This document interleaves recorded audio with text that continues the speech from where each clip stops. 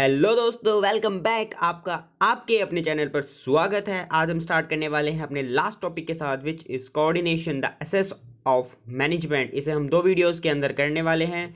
एक वीडियो में हम कॉन्सेप्ट प्लस कैरेक्टरिस्टिक्स करेंगे और जो हमारी लास्ट वीडियो होगी इस चैप्टर की, उसमें हम इंपॉर्टेंस ऑफ कोऑर्डिनेशन करेंगे। स्टार्ट करते हैं बिना किसी देरी के। You have understood by now that manager has to perform 5 interrelated functions in the process of managing an organization। तो देखो, मैनेजर भैया को हमारे 5 इंटर रिलेटेड फंक्शंस करने होते हैं ऑर्गेनाइजेशन के प्रोसेस में, ठीक है, उसे मैनेज करने के लिए। Which is a system made up of different interlinked and interdependent sub system. जो एक ऐसा सिस्टम है जो डिफरेंट इंटरलिंक्ड और इंटरडिपेंडेंट सब सिस्टम से बना हुआ है। A manager has to link, manager को लिंक करना होता है इन डाइवर्स ग्रुप्स को toward the achievement of a common goal, एक कॉमन गोल को अचीव करने के लिए। The process by which a manager synchronizes the activities of different department is known as coordination। एक ऐसा प्रोसेस जिससे मैनेजर उन सभी एक्टिविटीज़ को एक साथ जोड़ देता है, ठीक है, डिफरेंट डिपार्टमेंट्स की, उसे हम कोऑर्डिनेशन कहते हैं।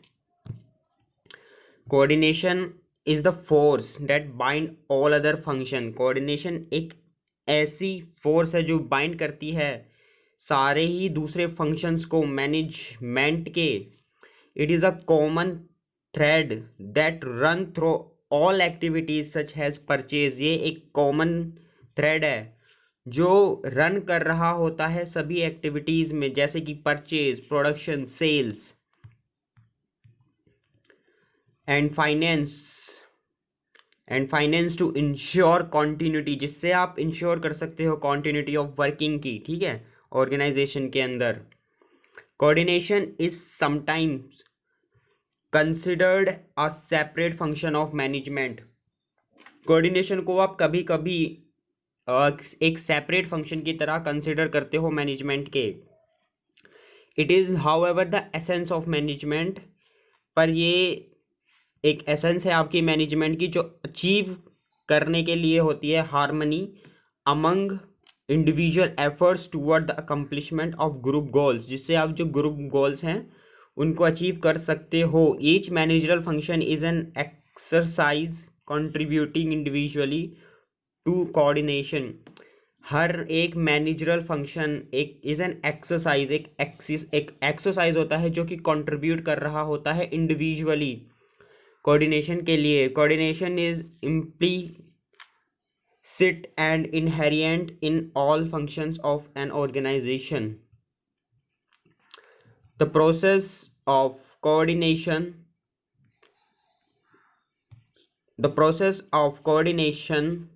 the activities of an organization begin all planning stage itself।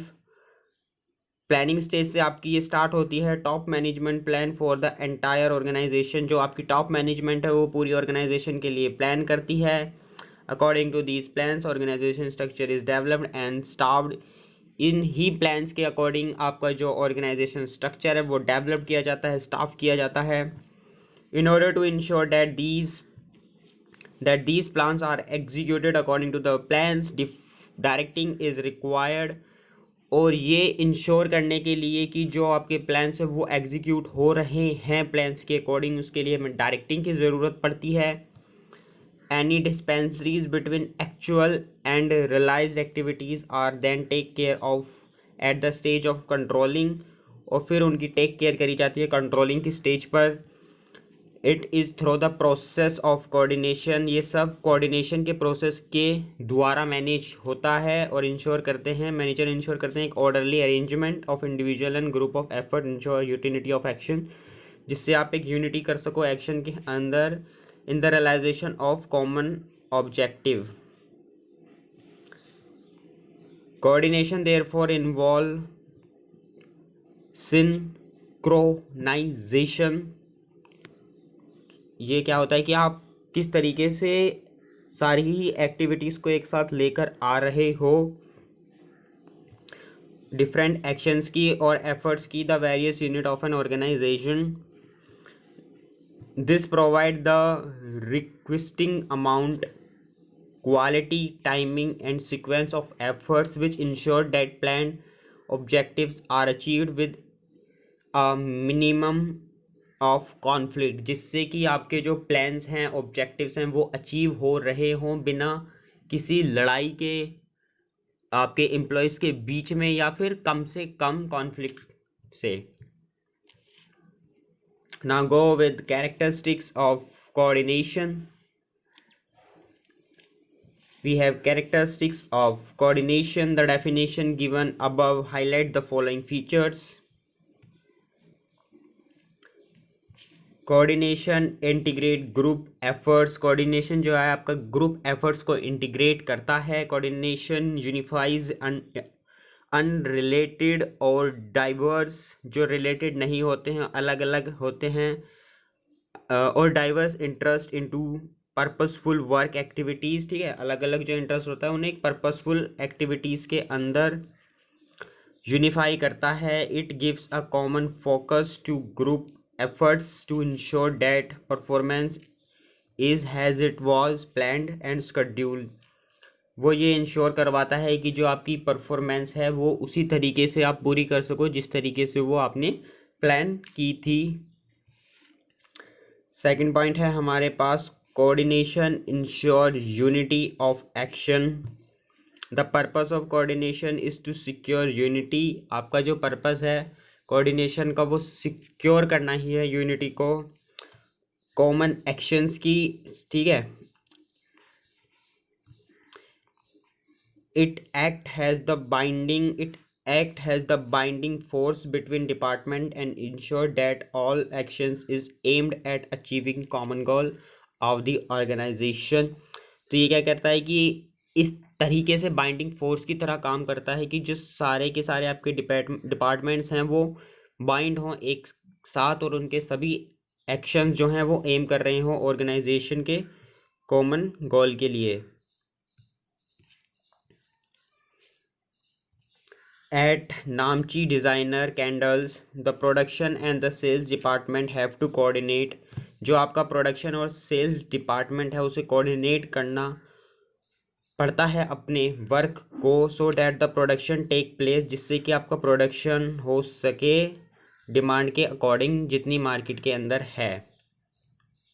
Coordination is a continuous process. Coordination एक कॉन्टीन्यूअस प्रोसेस होता है.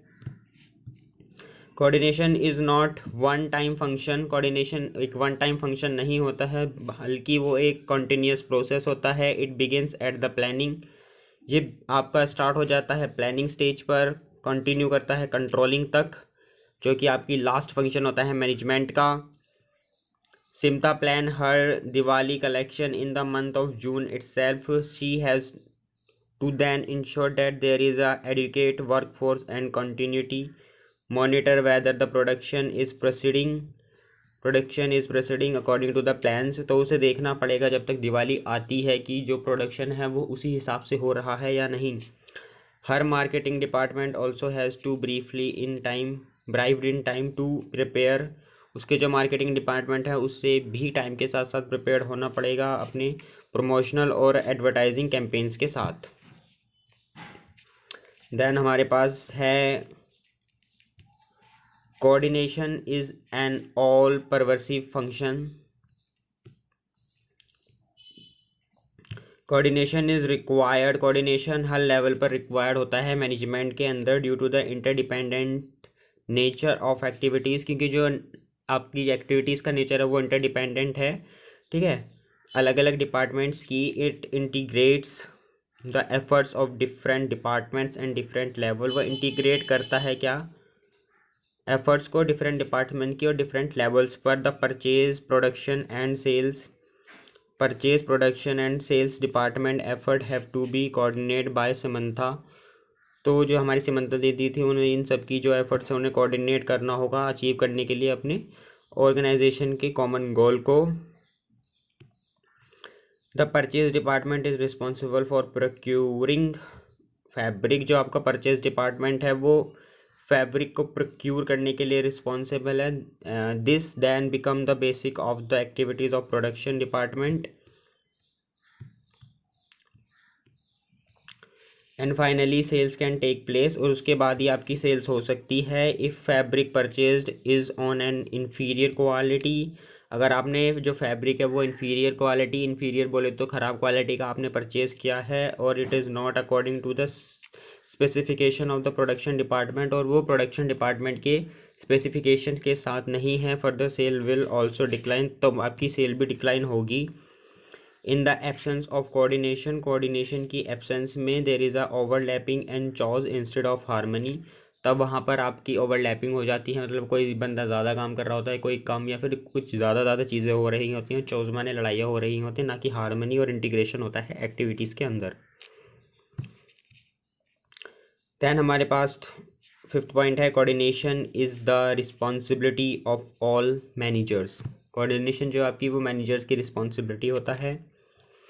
Coordination is the function of every manager in the organisation, हर manager का फंक्शन होता है coordination organisation के अंदर। Top level management need to coordinate their subordinate, ठीक है, जो टॉप लेवल के मैनेजर्स होते हैं उन्हें कोऑर्डिनेट करना होता है अपने सबऑर्डिनेट्स को, इंश्योर करने के लिए that overall policies for the organisation are duly carried out, की जो सारी ही ओवरऑल पॉलिसीज़ बनाई गई हैं वो ड्यूली कैरिड आउट होनी चाहिए।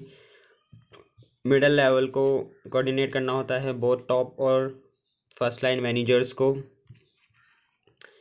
ठीक है। फिर जो आपके लास्ट वाले होते हैं ऑपरेशन लेवल वाले, उन लेवल मैनेजमेंट को कोऑर्डिनेट करना होता है एक्टिविटीज़ को अपनी वर्कर की, और इंश्योर करना होता है कि जो प्लान्स हैं वो अकॉर्डिंगली प्रोसीड हो रहे हों।